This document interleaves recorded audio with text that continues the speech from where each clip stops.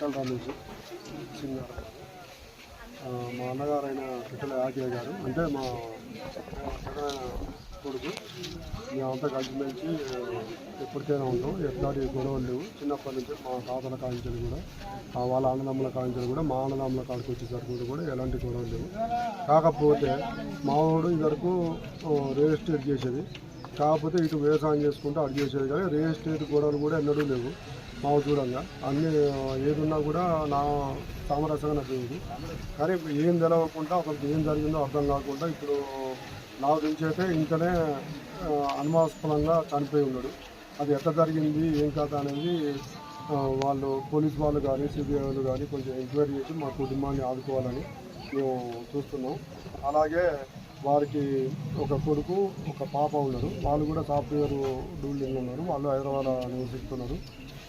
వాళ్ళు కూడా అందుబాటులో లేరు. కాకపోతే ఎప్పుడు పడుకునేది బయటనే వరండాలో పడుకుంటున్నారట.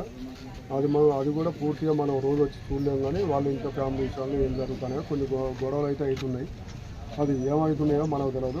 కానీ గ్రామస్తులకు కూడా కొన్ని తెలుసు. కానీ మొత్తం తీరా ఇంత అనేది ఏం తెలియదు. దాన్ని బట్టి కూడా ఎంక్వైరీ చేసి ఒక ఫ్యామిలీని కాపాడి కొంచెం మాకు మా అన్నగారు చనిపోయిన దానికి న్యాయం చేయగలమని మీ మీడియా ద్వారా నేను పోలీసు వాళ్ళకి కానీ ఇంటెలిజెన్స్ కానీ మీ మీడియాకు కానీ కొంచెం తెలియపరుస్తున్నాను.